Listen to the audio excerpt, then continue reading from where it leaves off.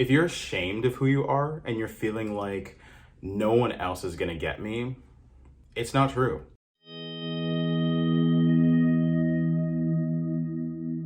I am a fully out lesbian woman, and I was raised in a Jehovah's Witness household. I grew up Roman Catholic in Houston, Texas. Yes, the South and land of Beyonce. I grew up in a religious household. It was very strict and unloving. I grew up in an Orthodox Jewish community. I grew up in a Catholic household. I got baptized when I was a senior in high school, and then I ended up going to a really conservative Christian college. I grew up in a very Catholic religious household. We're also part of the charismatic renewal group, so we were even deeper into the church. I realized really quickly how the church viewed queerness, and it was not positive. Just because this is my Catholic experience does not mean that every Catholic person or every Catholic experience was like this, but for me, in my small town, the way that Catholicism was expressed was very aggressively. I would hear a lot of sermons talking about the lifestyle that I am living is deeming me to hell. So I kept it secret for so long. One chapel in particular, the pastor is up there saying that he took a trip with his family to Puerto Rico and that he saw men holding hands together and was wondering, why did I pay all this money to have to see something like that? The atrocity, the sin. And I remember sitting there feeling so crappy because essentially he was talking about me. There were lots of strict rules and laws that we had to stick to. It made it very, very hard to be able to express myself. Most of the time, I just felt like I was a walking contradiction. I didn't identify with the person that I was portraying to the outside world. I actually really enjoyed singing in mass, but then when it came down to being gay, it wasn't something I felt accepted with. One of my most embarrassing and hurtful times was when, as the choir director, one of the tenors sang in a nice, beautiful tenor voice, "Reggie is a Nobody stood up and said a word for me.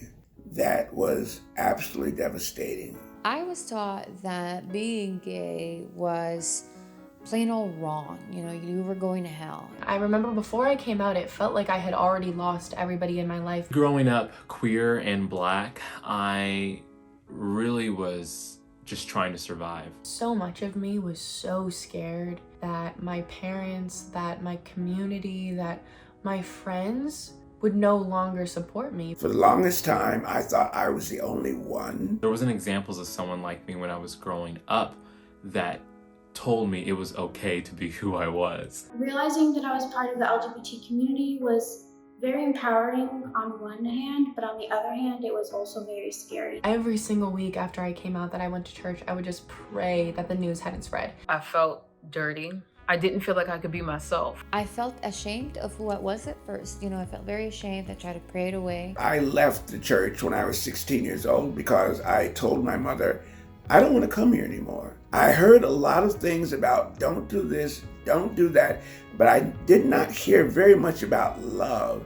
And when I read the Bible, I was seeing a lot of things about love. And then I had a lot of conversations with myself and with God. I just came to the conclusion that it was okay to be who I was. When I came out, I lost most of my friends, and then I moved across the country and made so many amazing friends that loved me, not despite who I was, but because of who I was. Once I went away out of state for college, I kind of allowed myself to truly explore who I was. In New York City, I could be 100% Reginald anywhere I am. And if I can't be 100% Reginald anywhere I am, I don't go there. It was a very long journey to come to where I am with my parents now, but I think it's a great place.